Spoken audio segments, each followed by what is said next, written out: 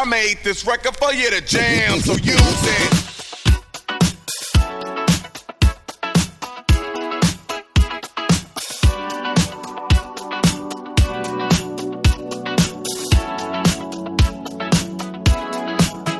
From the theme parks to downtown brick streets, from winter garden to sandy bare feet, everywhere the light touches is our kingdom.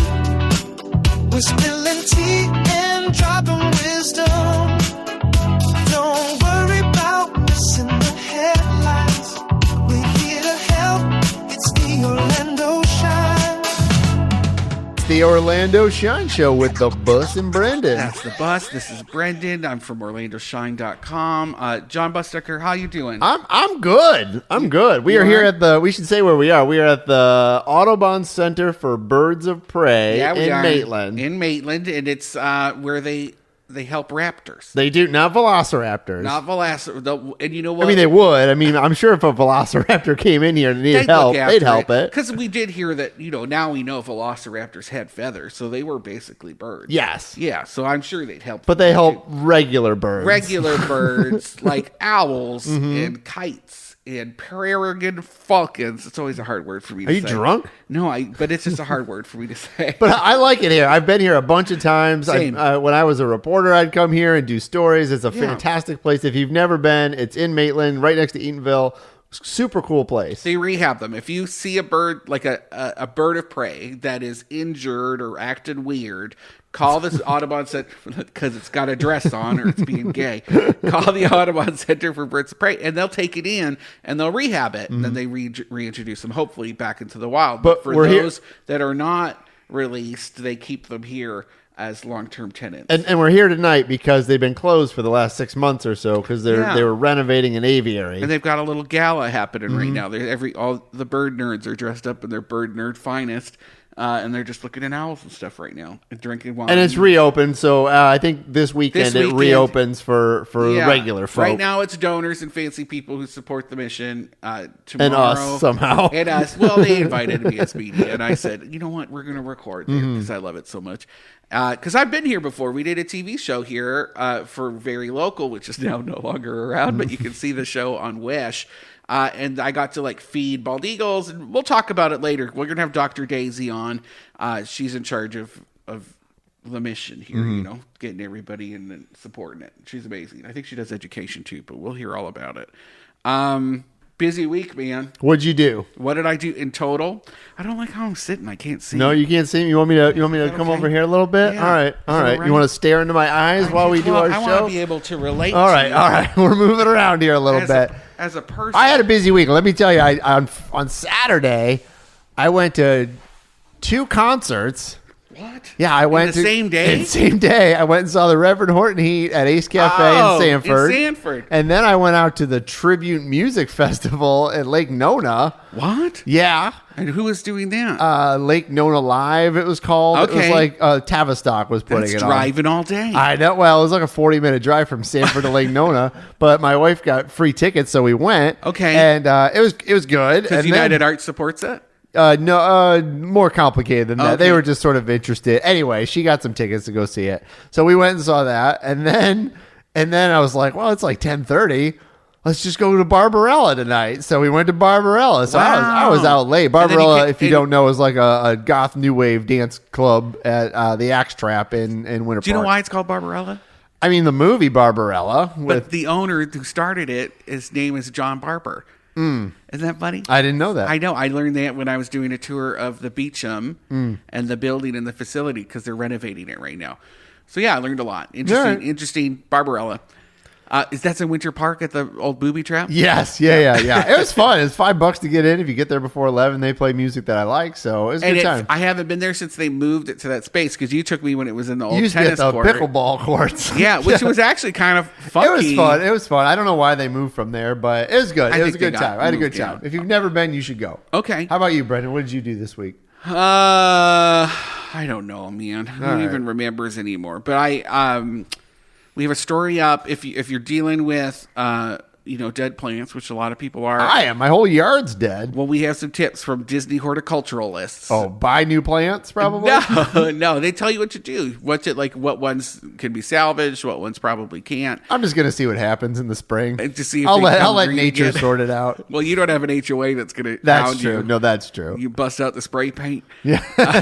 And then we're going to see Carmen this weekend, which is the Orlando Ballet production. And then CFC Arts invited me to a rehearsal. They apparently have the biggest orchestra now in the entire country. Wow. It's like 300 plus, right? It's over. I think it's twice that now. I feel like you and I could get a part. like we don't have to play loud. Nobody will hear us. I don't know what we would do. Tambourine? There's a cello player, if you're listening. I think he's so handsome. I met him because I did it for the TV show. I conducted it. And if you want to feel power, be a conductor for a huge orchestra. It was insane. You think they were watching you or not? They're like, no, they really were. And I held the note, for a long time, longer than I was supposed to, because I thought it was funny, and they were all laughing, and it was crazy. I had no idea, but it's addictive. But I've been out in the field a lot this week, John. There's been a lot of big projects coming through. Let's hear about them. Well, one of them is the CRA expanded. Explain what a CRA is, because a lot of people were asking. It's so funny. I take that for granted, but it's the Community Redevelopment Agency. It's actually like whenever you see something referred to as downtown Orlando and capitalized, it's a group that redirects certain amount of the taxes from downtown back into downtown. So they pay for a lot of the infrastructure projects, like that really big mural that went up by Lake Eola, this upcoming two-wayification of Magnolia Avenue and Orange Avenue. The Magnolia one just kicked off. I was there. We have a great video if you want to see that on Instagram and YouTube. But then also they just expanded it. It's always included the Camping World Stadium because they needed to include it in order to get those dollars, because it has to be part of that downtown core. But it's if you look at the map, it's literally Central Avenue. None of the businesses facing church. So just the surface of church. Just the street. Just the street, not the sidewalk. Because the street don't pay taxes. Exactly. And not the businesses that are facing it, which I think is a big mistake. I think those businesses could participate. They might argue we don't have the money to do it. Well, not now, but if it gets as they get redeveloped, it's a good opportunity. Anyway, boring. But they've expanded the footprint around the stadium now, and to include all of the old surface parking lots and things, but nobody knows why. And so when I was there at this groundbreaking ceremony for Camping World Stadium, because they're doing the renovations, I asked the powers that be what they were doing with it, and they were a little non-committal. Let's hear it right now. It's to make this campus a great campus and to allow us to work within the CRA rules and regulations and funding. Okay. For those of you that didn't understand that question, so the CRA is largely Paramore and downtown, but it does come. You're standing in the CRA on this road, but it only encompasses the stadium, exactly, nothing outside the stadium. So what we voted on yesterday, 2 days ago, I guess, on Monday at council, was an expansion of the CRA to include all the non-private land that is around us. So basically the city-owned land, and it would give us the ability, if the county votes the same on this, to use CRA funding for improvements in some of the properties on this side of town. But we're not ready to say what those improvements are? No, we're not ready to say that. Okay. So, as you can see, John, not much of a commitment. Not much of a commitment. They're kind of dancing around it. So we don't know what they're going to do with the property. Who owns the lots? The city. The city does. The city owns them. Right. They've qualified them as urban blight areas, which is why they can now use these tax dollars. This is what they did around Universal a long time ago, because this is what I know. Scott Maxwell would harp on this a lot, where they would say Universal was like a blighted area or around it, and then they could get I think it was state tax dollars at that time. Okay, so it's probably something similar to that. Although, I mean, some of those lots probably could be considered maybe blighted. I don't know what your definition It's of blighted really just is. a parking though. Like it's not. I don't like if there are already buildings that are kind of falling apart. It's because the city's not looking after them. Like so, it's just an interesting way to shoehorn in and push forward policy. And I did find it funny that they were all kind of giggling when they asked what they were doing with it, and then they had to explain what a CRA was to all of the other media people that were there.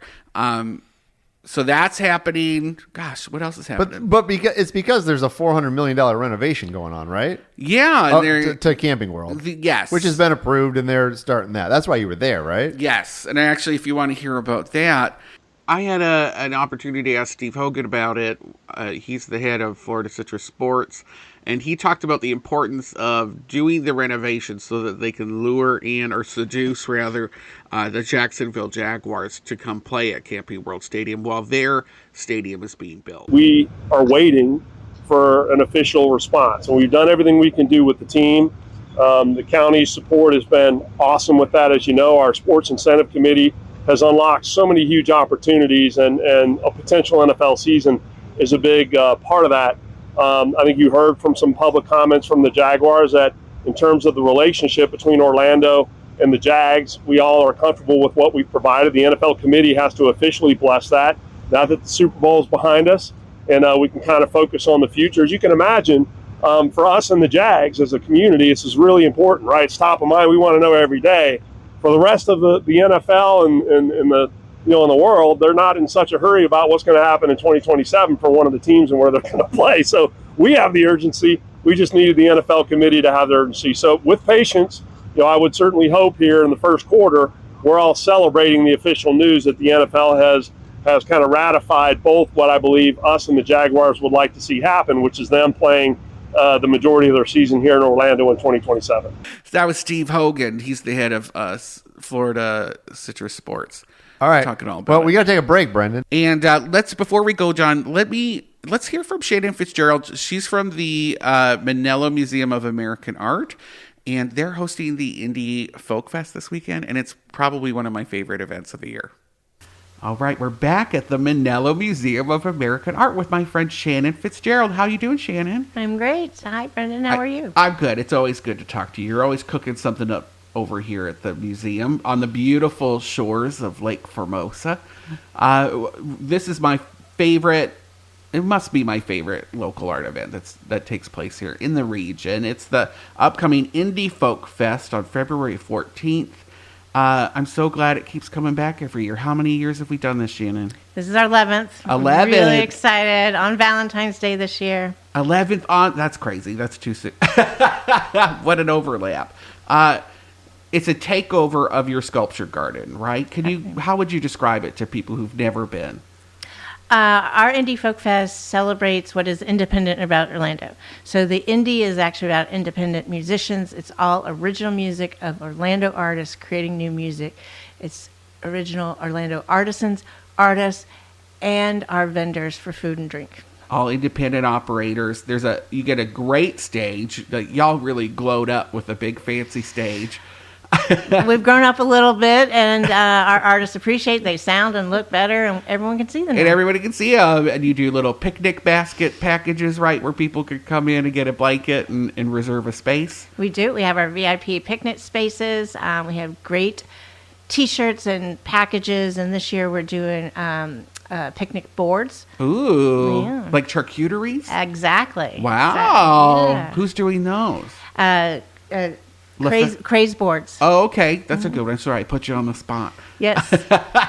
And it goes from, noon until 4 p.m.? Noon to 5. Noon to 5. Okay. Yes. I like that. Even better. Who are we looking at? Who's participating vendor-wise this year? Well, for vendors, we have some of our favorites coming back. We have Black Bee Honey. We have the Gnarly Cuban. Good Pours joining us. We're thrilled. The Guest House. Ebony Nutrition is joining us. Okay. That's the Paramore operated. Yes. It's like a food bus? It's a food bus. It's a cooking demonstration. They catered our last opening. They're fantastic. And Smile Ice Cream is joining us from Edgewater. Okay, I haven't heard of them. And Paper Rock Scissors Food, and the Guest House. And the guest house. Okay, so there's some good craft cocktail people coming in. Absolutely. And then, do you know some of the artists? Because there's always going to be some great artists that are showing up. Is Dawn Schreiner back this year? I don't think so. Okay. We have a lot of new artists. Some of our favorites are returning. We have Vintage Clothing Store coming this time. Okay. And again, we blend creative visual artists with artisans selling wares. So we're really excited about that. I always drop too much money when I come. Yeah. I know. Well, we have Anna Eskanami is going to be here, for example, and then Patty Sheen's going to be here selling her artwork. So her Bad Kitties. Yeah. So actually, she started dabbling in stained glass not too long ago, so she's got some really interesting stained glass pieces. She does. I love that. One of my favorite things about the festival is that so many people walk over from the surrounding neighborhoods. We always see people coming from, Lake Formosa, Mills 50, Colonial Town. They use the urban trail. Absolutely. Chaining their bikes up to your fancy wrought iron fence and walking right in. And I think it's such a fun community neighborhoody event that happens every year. I love think it. So. And you have emceed it before. I have. Actually, you yeah, and I'm much better now at emceeing than I was then. You were very nice to take a risk on letting me go behind the microphone. I don't think I had ever really done it before when you asked me to do it. We loved it, and I think what shows is that if you're interested in the event, you want to be part of the event that happens. We are thrilled. Blue Star is returning. She's so great. She loves this event, and she's going to be joining us with 5 bands, and we couldn't be more excited. Is she dancing or anything or DJing? No, she's our MC. Okay. Mm-hmm. We'll see. It's hard for her to say no to dancing and things, so I'm sure she will in between. I'll come and see what she's doing. What do you think inspired y'all to start Indie Folk Fest? It was started by our city-appointed board of directors. Oh, okay. And they really wanted to... We had Folk Fest that was really a big 2-day weekend focused more on artists. It evolved to bring more contemporary what was happening in Orlando right now. And that was really led by 2 individuals, Jeff Gito and John Upperco. They're now both Friends board members, so 10 years of service and really making this happen. When they started, they hoped for 500 people. Last year, we had 3,900. Filling up those parking garages. I know, but people do walk for this. They will They do. park, and we're really encouraging the ride share, and like you said, take a little jaunt down the trail. We have a little bike valet that we're starting up. We should talk to you about helping Okay. you guys park people's bikes. Maybe, All right. Maybe, probably not enough time this year, but would love to do it next year. What kind of audience do you think is drawn to this event? This is very friendly. That's very important to our production of this. It's a gift, again, from that city board and our staff to be free. We have not ever charged for it, and we don't want to do that. Why our sponsors are so important. So thank you very much to our presenting sponsor, by Star Credit Union. So we treat it as a gift. Dogs are welcome. We're the dog-friendly museum, Yes, so ma'am. we have the pools for the dogs. And again, you can bring your own food, your own picnic. We certainly have food here, but we welcome you bringing all. People bring their own picnic tables and their own. They really kind of their tailgate. linens and their vases of flowers. So it's positive. And we live in a neighborhood, respect our neighborhood. So it's enough time, but it doesn't disturb the noise and the neighbors. Are you So still doing the dog memberships? we are. We Okay. brought it back in July, so more to come this year. Okay, and you would do like dog-centric event programming out in the sculpture garden. We did. We Yeah. did pools with our pups, where we had a swimming pool contest with the dogs this summer. So Okay. it's always fun. Tangent. Sorry, I just Yes. needed to hear more about Yes. dogs since since you mentioned them.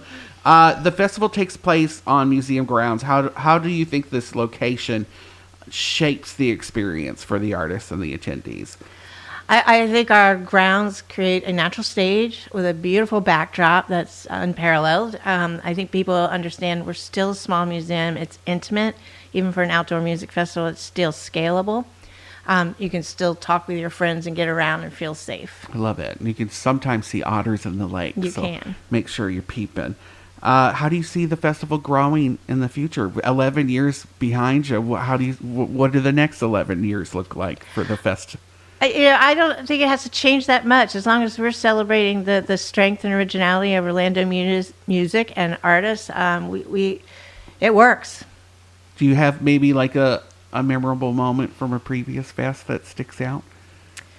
I think when our numbers just started growing and people were telling me it's their favorite event. It's one of Mayor Dyer and Susie Dyer's favorite events too, and they told us that. So I mean, it really is civic. I think it's about Orlando, and that stands out. And I think being a gift on Valentine's Day, you still have time for dinner and flowers later. I love it. We have some information up on OrlandoShine.com if you want to see it there. If you want to purchase some picnic baskets, where should they go, Shannon? They should go to our website, manilamuseum.org, and I just want to share the 5 great bands performing. So we have BMO. Of course. Claire Van Diver. Good one. Skinny McGee and the Handshakes are returning. That's a great name. And Beth McGee and her Funky Time Band joins us. And coming back is Eugene Snowden. Eugene Snow. I don't think I knew that. I know. He took a little break from us, but he's coming back, and we're thrilled. That's huge news. And then whenever Eugene comes on, I know he tries to pull up some of the other bands that came before him, too. So it's always a party. Absolutely. And that's another unique feature about this. These bands all support each other. They do. Yeah. I love it. Community event. Come on out. It's the Indie Folk Fest on February 14th in the Sculpture Garden at the Manello Museum of American Art. Thanks, Shannon. Thank you. See you soon.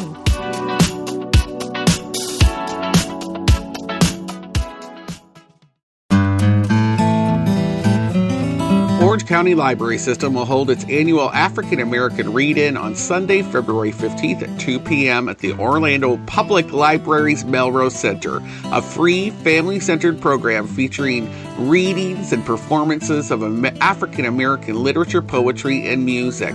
The event is presented in conjunction with the 36th Annual National African American Read-In and will bring a mix of local media figures, elected officials, authors, and performers to the stage to share works by their favorite African American writers and artists. The program takes place at the Orlando Public Library, 101 East Central Boulevard in downtown Orlando. Orange County Library System notes that it cannot validate or reimburse parking and encourages attendees to review directions and parking information in advance.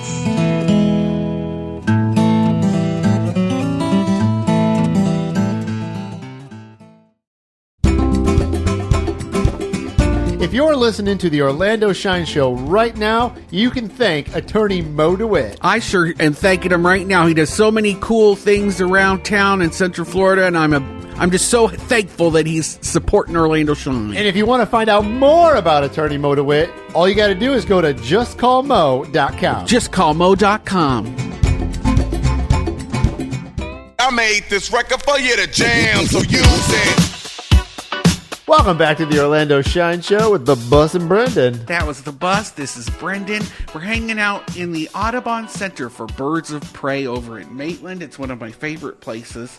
It's not really a park, but it kind of is because you pay admission and you get to see things. It feels like a park. Right? Do A you little think bit. so? You could probably bring a picnic here if you wanted to. I think you can. Maybe you should. Okay, all right. You should absolutely. Okay, we're getting the okay on the Yes. picnic. That was Daisy. Miss Daisy. Daisy, what do you do here at the center? I'm Dr. Daisy Fiore, and I am the Senior Coordinator of Education. So I run our field trip programs, our offsite programs, and our camps. Wow. Wow. Ooh. Yeah, she's a doctor, Brendan. I- Why didn't you Yes. introduce her as a Because it's doctor? a recent thing. I found it. and It is more recent. All right, what kind of doctor are you? I am a doctor of anthrozoology. Whoa, that sounds like a Bigfoot thing. Yeah, it does sound like a Gosh. Bigfoot thing. It's not, but I do have a podcast on cryptozoology. Oh, wow. Yes. Wow. What's your favorite cryptozoology? We could get into the other stuff. Oh, What's your I like favorite cryptid? Mothman. I've been to the Mothman Festival twice. A blast. Everyone loves Where is that in Virginia? In Virginia. There in you West go. Virginia. There- oh, in West Virginia. West Virginia. Oh, okay. All Do you right. have a favorite cryptid, John? I don't know if I know a lot. I've watched. I'm almost done with the X-Files. So All of I've- them. all of them. Oh, All my of them. favorite show of all time. So we're on season 9, which is not so good. It's but not. That's what it's the okay. pregnant alien god stuff. That's true. Yeah, it's yeah. true. But I usually stop at 7. I've made it this. I've made it this far. far. So, yeah, you gotta I'm go all in the it way. to win it here. The smoky man. Anyway, why don't we talk about the birds of prey? Yeah. Well, we will. Okay. We're getting there. It's all relevant. Reopening this weekend after a 6-month hiatus. Yes, we've been closed since July. Wow. We were closed for the whole fall. Hurricane Milton last summer took out our old owl aviary. It was original to the property, 1979. Survived a lot of hurricanes. That one did it in. Okay. But luckily, we were already planning on rebuilding it. So we were already in the fundraising stage. So we went ahead and said it's condemned, closed to build a new one. And that is open. It's done. The birds are home. They're loving it. It's the biggest and best aviary we've ever built. I just walked through it. It's gorgeous. You haven't seen it yet, Yeah. but it's really cool. I'll walk down there after we're done. Yeah, we're going to go do a video. How many birds live in the aviary over there? There are 5 in the new aviary. So 3 great horned owls and 2 barred owls. And they're resident ones, but then there's They also are. spots, there's places where there's another aviary where they could go if they're coming in and leaving for short-term guests, right? Yes, exactly. So we have our resident birds. They came in as patients. They have an injury. They can't go back to the wild. Yeah. That's anything you see on the property. The patients who are going to return to the wild are behind the scenes, healing, eating, getting better so they can go back to the wild. And that's like the bulk of your programming, right? Is churning out, healthy birds. It is. They come in sick, they leave amazing and with doctorates. We admitted almost 900 last year. Whoa. We just missed the 900. Wait, mark. where do they come from? All over the state, but mostly the surrounding counties. You'd be surprised the volume, especially during baby season. Yeah. I don't know that there's a single baby bird left in a nest. It feels like they're all here, falling out like giant spazzes. But Yeah, you know. because you have in this, is it spring when you have the baby owl Shower. Yes, a baby owl shower. Yeah. You The probably day before covered that Mother's I've been Day. here a few times. This ain't my first owl rodeo. Ain't your first rodeo. Yes, we're already planning that. We've got so many upcoming events now that we're reopened. Yeah. We're going to have an Easter egg hunt. We have the Earth Day puzzle trail, which is an escape room experience the weekend for Earth Day. We've got the baby owl shower. We have Rainbow Raptors, our pride event at the end of June. Okay. So Because come. birds are gay too. Gay birds? Of course. Well, we do have 2 barred owls in our new aviary who are a bonded female pair. Oh, so. wow. Wow. Well, They get shack stuff up done. quick. They get stuff done. They do. If you need they something probably done- built that whole aviary. Oh, they did. They did. Actually, they're very busy. They're foster moms. all So, they lay eggs and have all of the mating knew behaviors and that. parenting behaviors. So we can actually give them orphan babies to raise. And then, they're raised by owls. They're perfectly wild. They go back to the wild and have great Off the success. top of your head, Dr. Daisy, do you know how many orphans they've raised? Dozens. Dozens? Dozens. Like, Yeah, over the years. like a dozen eggs. Yeah. Well, luckily, birds can't count. So they usually lay 2 or 3 eggs. We can give them 8 babies. They don't Okay. know. They don't know. And it just kicks in. They're just like, okay, Yeah, we need they're to look like, after this these is my babies. baby. You only take certain birds here, though, right? We only take raptors. All right. Correct. Velociraptor. Yeah. Oh, gosh, I wish. Don't tell Do you me. get disappointed little boys that come here and they're like, where are the velociraptors? All the time. All They the can be time. girls, too. Well, that's true. But Everyone likes dinosaurs. It's true. I was kind of thinking girls are just smart enough to know that That's true, too. Right. the boys get here and they're like, what? Yeah. Okay. So closed, reopened, but you were still healing people. I mean, what other things do people need to know about the Audubon Center for Birds of Prey, Dr. Daisy? Because you do so much. We do so much. And a lot of it is behind the scenes. But when you visit here, you're going to see, representatives of all the different types of raptors here in Florida: hawks, eagles, owls, kites, vultures. We also have 2 programs per day. We call them Raptor Chats at 11 and 2. Okay. Took me a second there. So if You you're could've here, just made it up. I could have. So if you're here at that time, you might see a bird come out on a glove with a trainer. You might see a training session, an enrichment drop, a food drop, or talk, any kind of cool thing. We also have a new museum display on our back porch. I saw the bones. Yeah, with interactive touch screens. You used to have birds there. We did used to have birds there. So, Little screech babies. yes. And they all have aviaries now. So That's probably better. Yes. So we're always They don't need developing much. as far as bird welfare. So those birds all have their own flighted spaces now. So it cleared up to make, an interactive education display. Okay. You got a favorite bird here? Oh gosh. Is it I mean, I Billy? don't want to choose my favorite child. Tell but us it's Billy. I do. Billy is top 5. Billy the for Screech sure. Owl is the best. Oh yeah. I think. I met him when we did the TV show here with On the Job, and I got to learn about all the things it takes behind the scenes to look after the birds. I fed some bald eagles. They're loud. Yeah. Yeah, just they- yell We have at our you. first baby bald eagle of the season in our clinic. Ooh. Those high winds when we had that cold snap, a couple nests fell, and this guy survived the fall, so he's with us till he's actually not injured miraculously, even though he fell. He's just here until he can fly on his own. Then he's back out in the wild. Should we go through that, Dr. Daisy? When people, if you see a sick bird of prey, what should they do? What should Call people us do immediately? Yeah, call us. Yeah. yeah. And go you'll ahead. come get it. We Or- might, yeah. Oh, We all actually right. do have a volunteer rescue team. So, if you can get it on your own and bring it to us, that's fantastic. If Because it's you have a drop off. yes, exactly. If it's a 3-foot tall bald eagle with huge talons and you're like, nah, we'll come get it. Yeah, because my sister-in-law can't even deal with like a chickadee that gets in the yeah. kitchen. You know. So do people bring them in like shoe boxes, or how do you drop off a bird here? I once got a screech owl in a souffle dish. Whatever works. Whatever works. That's a Christmas Carol waiting to happen. Yeah, it's usually like a towel, right? Towel in a Yeah, box. stick it in a crate, stick it in Yeah. a box, Laundry whatever you basket. got, a laundry basket. Yeah, if it can get out, then it's good enough to look after itself, right? Yeah. I love that. Okay. Nice. Daisy, if people want to support, what can they do? Because y'all always have a laundry list of amazing things people can do to support the organization and the work. We do. I mean, we are a nonprofit. We are entirely grant and donation funded. One of the top things to do is come visit. Pay the couple dollars for admission. It's not every expensive. It's not expensive. I don't know how much it is now, but it's $10. all right, $10. Every dollar of that $10 is going to go directly to feeding these birds because we spend $15,000 a month on food. So Wow, okay. it is a heavy cost. Because So it's mice. yes, and mice, things. rats, fish. Fish are so expensive. Wow. Just there's crazy. that's fun. I just remembered when he said fish. There's a little dock out back. Isn't there somebody that comes here and fishes and donates? Sometimes our volunteers do fish, and we'll actually put the live fish in our eagle pond. Yeah. And they'll catch it. They love it. We did, Oh, like, we a little- did that. Yeah, we did that. Because You they put have the a fish little. in. I did. And there was just a live. They have a little pond, a Yeah. little pool, and you put a live fish in it, and then the bird will catch it and eat it. So Wow. it's like an enrichment activity. Yeah, she and so there loves was it. somebody just catching little fish just off the little dock in the back. It's so cool. Fantastic. Love Yeah, it. Daisy, I think you're off the hook. I think we hit all the things. Is there anything we Okay. missed? I don't think so. All right, we killed it. Crushed it. Audubon Center for Birds of Prey.org. It is audubon.org/CBOP.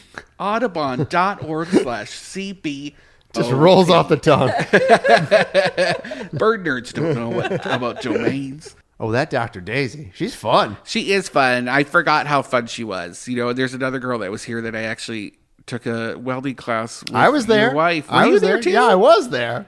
You welded something? I did make something. I don't remember what it was. We didn't get to do anything though. It was at the Art and History Museum. And I there was weld, one but guy we who welded. really welded. Oh, was it? Wait a minute. We were welding. Wait a minute. You welded. You went first, and you ate up the whole I don't think class so. to weld your thing. I don't think And then so. he tried to tack some of our things together at the end. Yeah, that's exactly what happened. It sounds like that was poor planning on their part, not me. Yeah, there was too many of us in the class for the way that they had formulated it. Like if we were all welding something, it would have been perfect. But yeah, it was like. Sorry, Art and History Museums. I'm not going to get invited back there. Yeah, interesting. Love to hear about it. Do you want to keep talking news? I do. Okay, so anglers have been sounding an alarm bell about cold struck fish. Anglers. Anglers. Fisher Fisher people, folk. people who fish. People who fish, whether for fun or for a life. Are they saying fish are dying? Is that what you're saying? Yeah, so that cold snap that we had early February, late January. 2 days. 2 whole days. Maybe even 3. in Maybe some it was spots, 3. right? Doesn't seem like that would cause so much damage, but it has. It really did, and it lowered oxygen rates or something. Fish that aren't, invasive. It was great to wipe out invasives. They're saying that all those iguana tacos they're having in South Florida, tropical fish that aren't supposed to be in the Everglades, dead. But even things like snook, which are people love snook, if they are in they're all over the place, Nook, but if they're in shallower water, they were at risk for this cold damage, and it knocked out tons of them. And so lots of anglers are calling for maybe like a moratorium on fishing for specific because types. they want to rebuild the population. Yeah, which is interesting. And so I wrote about it, and there were some really heartbreaking videos of just massive fish kills in the lagoons, along the coast. They just died. They just couldn't handle the cold. Or it's like you get so cold they just don't move, and then they just stop breathing. And it killed some like sharks. They were finding sharks washed up on the beach. Wow. So I shared it, and then the comments, it was interesting. There were some people who were just like, well, that's the catch and release crowd. Of course they want a moratorium on fishing. They like the bleeding hearts of the fish world. Isn't it interesting to think of that happening even in the fish world? There's still like a dichotomy between people who fish and eat it and the people who fish and let go. I love that. That's like you need a balance, don't you? I mean, I'm not a fisherman, okay, so I don't really know all the ins and outs of fishing. But like, I guess you can't just fish it until it's all gone, because then there'll be no fish. There'll be no fish left. So it's good. I like that people let fish go. If it's a really good one and you're going to eat it, like maybe one, but you don't need to like catch 12 fish. Probably not. I mean, unless you're going to eat all 12. I mean, it probably depends on what kind Over of a fish it is long too. term. Yeah. I mean, there's That's certain true. fish that there's probably billions of them. That Lionfish. Yeah. Kill all the lionfish. They're pretty tasty. They are tasty. Yeah. People love them. Did you hear about that Neo Nazi that came to Knight's Club? Kind Knight's of. Club? So it was at Knight's Library, right? Or Night Pub. Yeah. I don't live out by UCF. And he's like yes. underage too, right? Yeah, true. Underage, Knight's- like 20, under 21. He's 20 Okay, he's years 20. old. He came to everybody's attention because there was like a video of him in maybe Miami. Yeah, there And was they a were big singing Miami some, video. like Nazi song, and everybody went crazy. Mm-hmm. But now Orlando Knight's library brought him up as like a notable person. Really? Yeah. Like they invited. It wasn't just like he was there and he did No, stuff. It they was had like like a poster, like come and hang out with That's this crazy. guy. And so he was. I just feel like when I was 20 years old, like I would be like, this is like, I could say it now as a 40-year-old, but even if I was like young, I'd be like, this is stupid. Like, what a dick. I agree. And like everybody I knew would have said that too. Because Like, we grew up watching Indiana Jones and people who punch Nazis in the face. So it doesn't make sense to me. So he's there, 20-year-old. And he apparently got arrested over in Arizona for using a fake ID and drinking, and he was in this bar. And That's now I'm wild. wondering, how does that affect his time here? He was paid to be there allegedly by. who thinks this that's bar. a good idea? Like, who at the bar is like, you know what? I gotta. There's so many social media influencers. I'm gonna pick that guy. Like, I guess we're talking about it, but we're not talking about it in a way that's like, oh, I want to go there. No, I'm I talking- would never want to go there. Now I don't ever want. I mean, I'm not their target demo because guess I'm not. not a Nazi. He's also got this weird. He's part of. I can't remember what it's called, but there's a movement now with these young, like alpha dudes to like reconstruct your face to be more butch. Oh, really? Yeah, it's like body modifications for your face. So And they're, like, weird. breaking So face weird. bones and resetting them. What? And to make it more That's crazy. like your jaw stronger and flatter. How is that alpha male? I don't know. To be honest, it sounds pretty gay. Kind of. Right? Visit Orlando is giving back $11 million using public money. Giving it back? Yes. It should be the headline, but it is. So remember, they got in trouble for mislabeling some of their accounting. It was confusing. I remember reading this a while Yeah. back, and then the comptroller got involved. And they were like, how do you have $11 million just filed under miscellaneous? Right? Like I wish I had $11 million to miscellaneous. just say miscellaneous? And that's crazy. It's public dollars. You can't just say that. You have to say where it was spent and on what. Like, it should be in an account. Because they get public-private dollars, and so I think was their argument like, well, it's kind of mixed up a little bit. Kind of, I guess. I don't know. And so now they've paid it back. But now my question is, what coffer did you use to pay it back? Did you just get more? Because they just got more money. They got it approved again after. Did they get $100 million I think so, this yeah. year for the new fiscal year? I think so. Yeah. So are you using from your $100 million to pay that at 11 million. Like it's still coming from somewhere. Like, where's it going to go? Anyway, just interesting. I thought that was funny. The Seminole Town Center was approved for redevelopment. Biggest Costco in the Florida? I didn't know Oh, that. yeah. Oh, I'm pretty sure they're putting a Costco there. Wholesale, 153,000 square foot wholesale retail center, widely expected to be a Costco. Oh, okay. All right. Yeah, so we don't maybe know not 100%. official. With a liquor store and a large gasoline station with tire repair services. I mean, people love Costco. And they love tire repair services. I mean, that I didn't grow up here, but I know people that did who said like Seminole Town Center was like the place to hang out. It was like the mall. Like that's it's where you went to the mall. Slice of property. Oh yeah, it's right off of I-4. Yeah. Everyone can look at it. And right now, I don't know what's there now. That jumping. Oh yeah, the elevation. Yeah, they're kind of restructuring. I think they're downsizing. But that'll probably stay there. They'll just smaller. sort of use. I don't know. Will they knock down some of the mall, or are they going to use? I don't the know. parking lot? I haven't seen the plans. All right. And I'm new to writing about Seminole County, so I don't know who the heck. I mean, there's a lot of rich folks that live up in Lake Mary and, That's true. and Heathrow that would love a Costco. Plus, then you wouldn't have to go to the one in Altamont. True. Which is busy all the time. Speaking of rich folks, did you hear about Elon Musk and what he's doing over at Universal? Is that a actually happening or just rumors? No, it's according to a report by OBJ, Patricia Tolley over there. Universal is moving forward with plans to explore. They've approved the idea to explore this relationship. So not really actually starting. It's just like we're thinking about it. No, it's moved beyond we're thinking about it. It's moved to we were thinking about it. Now we want to do it. We don't know what the budget is yet. But the idea is to work with Elon Musk's boring company, which digs tunnels. Right? They're It's basically what the Turtles did and Shredder was doing back on. They had like an auger. Yeah. That's literally what he does. It's a giant auger machine that just kind of grinds and makes a tunnel. Have you seen what they did in Las Vegas? Did they? I didn't even know that finished. It did. Okay. It did. And it goes between like some resorts in Las Vegas. And I mean, tunnels are not new. Let's get this out there. But it's relatively, I think it's like, I don't know too much about it, but it looks like he's just building little tunnels, like barely big enough for his Tesla cars to fit through. And then he just has a fleet of Teslas that drive people back and forth with people driving. All right.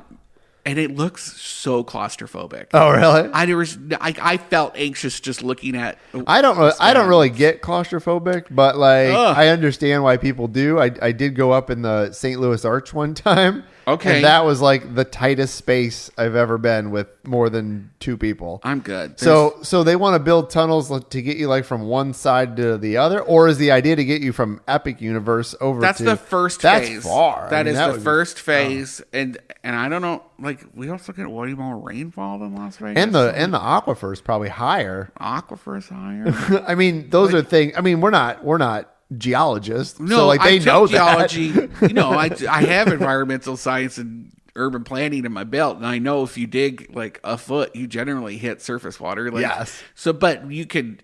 It's why we don't have a lot of basements. But there are things you could do. But you could put cement over. I mean, there's a tunnel between Windsor and Detroit, so you can go under things and put cement around it. I'm sure there's some great engineering that could happen with it, but limestone and I don't know. It's just a different geography. But the idea is to transport people. Yes, without having to go on the surface. Yes, and because that's so hard. Well, it's longer. But you could put some sort of monorail system if you wanted to. I mean, Disney does it. You could. I don't think actually there's a lot of room for a monorail system. There's probably less. And iDrive and I don't know. Is there less red tape if you go above ground than you go below ground? I mean, you don't have to deal with some things. I think we're about to find out. All right. Man. I think we're about to. We have time for, I think, just one more. All right. Winter Garden needs a new operator for their Winter Garden Theater. They voted last April that, hey, we still want something to happen here. We still want to be involved. They have now issued an RFP, which is a request for qualifications. And if you or your company is a good fit, they would love somebody to swoop in just like a velociraptor and operate it. And we wrote about it. It's over on orlandoshine.com if you actually have the RFP embedded, if you want to read it for yourself. But they need like a rock star company to come in and run a family-friendly... It seems like a community that would and does support theater.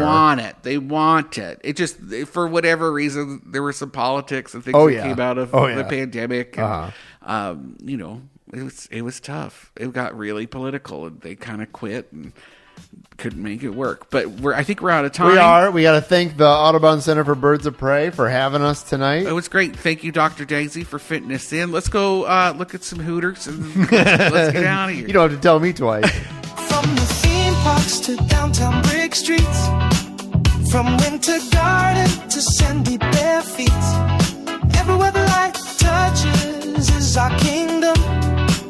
We're spilling tea and dropping wisdom.